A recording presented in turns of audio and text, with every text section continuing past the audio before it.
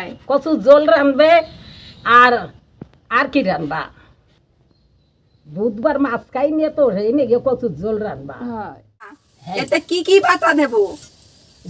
জিরিয়ে দেবা, কয়টা শস্য দেবা, আর কয়টা কাঁচা লঙ্কা দেবা বাটা। ওই সব দিলে হবে নেই বেশি। তো এই দেখো বন্ধুরা, আমি বাবাকে ভাত দিতে যাচ্ছি। একটু দুধ, নারকেলের দুধ দেওয়া যেত আরো ভালো হতো। নমস্কার বন্ধুরা, আজকে আমরা রান্না করব কচুর রসা বা কচুর ঝোল। এর জন্য দেখো মা কচুর ঝোল রানবে। হ্যাঁ কচুর ঝোল রানবে। আর আর কি রানবা? বুধবার মাছ খাই নিয়ে তো সেই নিয়ে কচুর ঝোল রানবা। হ্যাঁ, আজকে আমরা বুধবারে মাছ খাই না, তাই এই কচু দিয়ে একটা রেসিপি করব। কি রান্না করব বুঝে পাচ্ছিলাম না, তাই মা বললো যে কচু দিয়ে ঝোল রান্না করো। সেও দিলাম। দাও। সেও দিয়ে চালি তো ভালো চালা হবে না।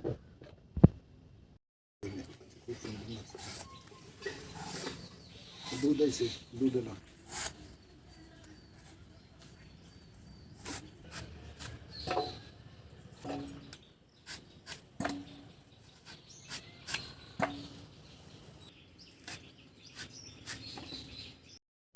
বন্ধুরা, আমার কচু কাটা হয়ে গেছে, এই দেখো। এবার আমরা চলে যাচ্ছি রান্নাঘরে। ও মা, এতে কি কি বাটা দেব? জিরিয়ে দেবা, কয়টা শস্য দেবা, আর কয়টা কাঁচা লঙ্কা দেবা বাটা।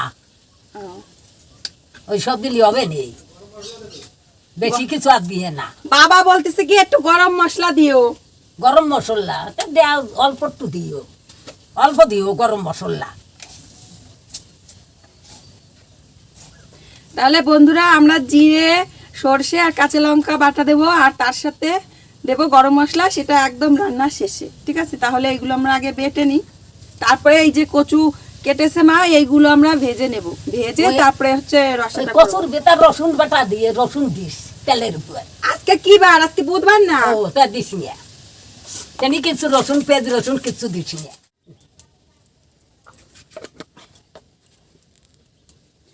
এই দেখো বন্ধুরা, জিরে দিয়েছি, আর দেব কিছু এর সাথে সর্ষে।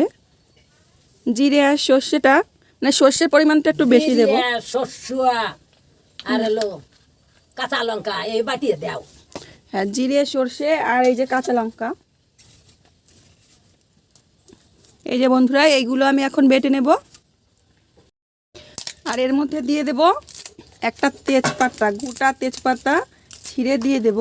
তাহলে বাটাটা কিন্তু একদম ফিনিশিং হবে। আমরা জিরে বাটার সময় কিন্তু এই তেজপাতা দিই, যাতে শিলে বাটার সময় একদম ফিনিশিংভাবে বাটাটা হয়।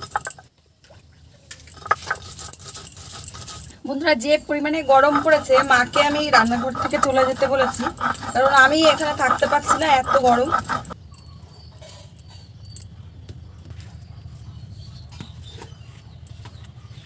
বন্ধুরা, কচুতে লবণ আর হলুদ মাখিয়ে নেব।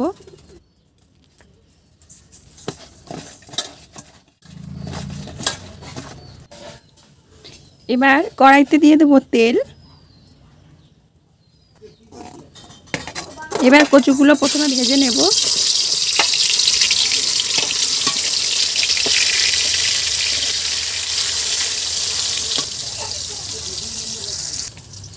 বন্ধুরা, আমি এই রান্নাটা সাদা তেল দিয়ে করছি, কিন্তু তোমরা এই রান্নাটা সরষের তেল দিয়ে করো, ভীষণ ভালো লাগবে খেতে। আমার কাছে এখন সরষের তেল নেই বলেই আমি সাদা তেল দিয়ে রান্নাটা করছি। তো দেখো বন্ধুরা, কচুগুলো ভাজা হয়ে গেছে। কচুগুলো খুব কড়া করে ভাজার দরকার নেই, হালকা হালকা একটু ভেজে নিলেই হবে। দেখো বন্ধুরা, আমি যেমন ভেজেছি ঠিক এরকম করেই ভেজে নেবে। তো এখন আমি কচুগুলো নামিয়ে নেব।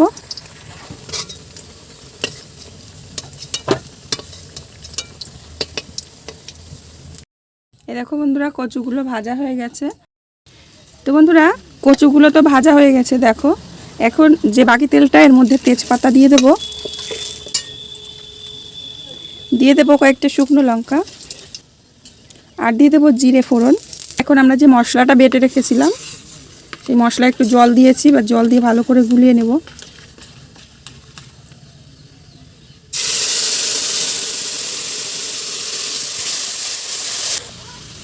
দিয়ে দেবো হলুদ, দিয়ে দেবো পরিমাণ বুঝে লবণ, দিয়ে দেবো খুব সামান্য চিনি, মিশিয়ে নেব। বন্ধুরা এবার মশলাটা ভালো করে আমরা একটু কষে নেব। তো আমি তো সর্ষে বাটা দিয়ে করেছি, এটা একদম মনে হবে যে নারকেলের দুধ দিয়ে তোমরা এই রেসিপিটা করেছো। আমি যেভাবে করলাম এইভাবে করে দেখো। আর তোমরা সর্ষে বাটার পরিবর্তে এখানে নারকেলের দুধ দিয়েও করতে পারো, সেক্ষেত্রে রান্নাটা অপূর্ব সুন্দর হবে, তোমরা ভাবতে পারবে না।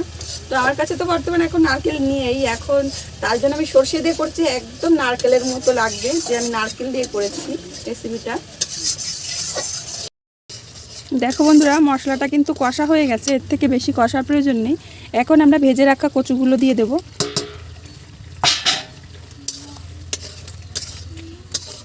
ভালো করে কচুর সাথে মশলাটা মিশিয়ে দেব। কষা হয়ে গেছে, এখন জল দিয়ে দিচ্ছি। জলটা খুব বেশি দেব না।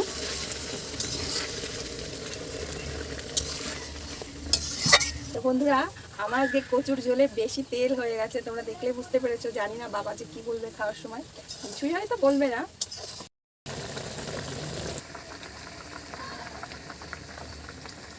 তো বন্ধুরা দেখো ভালোভাবে কিন্তু অনেকক্ষণই জাল করে নিয়েছি, আর কচুগুলো একদম গলে গিয়েছে, একদম মোমের মতো গলে গিয়েছে, দেখতে পাচ্ছ। এই দেখো বন্ধুরা কাছের থেকে দেখাচ্ছি, একদম সুন্দরভাবে গলে গিয়েছে। এখন দিয়ে দেবো একটু লঙ্কার গুঁড়ো, মানে ঝালটা একটু কম মনে হয়েছে, তার জন্য আমি লঙ্কার গুঁড়োটা দিচ্ছি।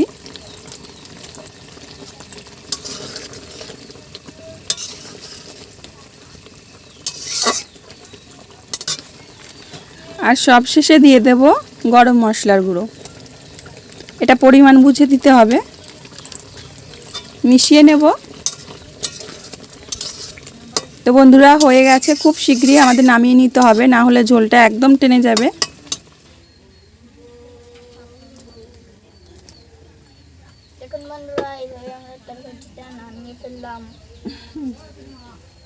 দেখো বন্ধুরা তৈরি হয়ে গেছে আমাদের কচুর রসা, দেখতে কিন্তু দারুণ হয়েছে, আর এটা খেতেও কিন্তু দুর্দান্ত। বন্ধুরা তোমরা একবার ট্রাই করো।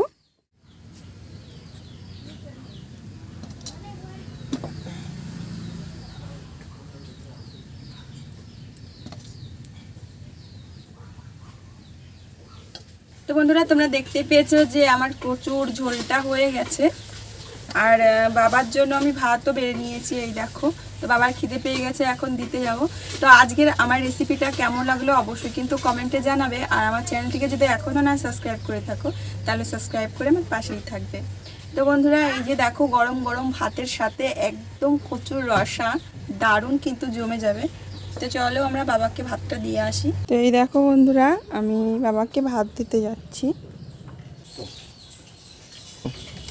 রান্না ভালো আছে, কচু থেকে একদম ভালো স্বাদই কচু। তো এই কচুটা আমরা কত খাইছি রে দাদা, এর ভিতরে যদি একটু দুধ, নারকেলের দুধ দেওয়া যেত আরও ভালো হতো,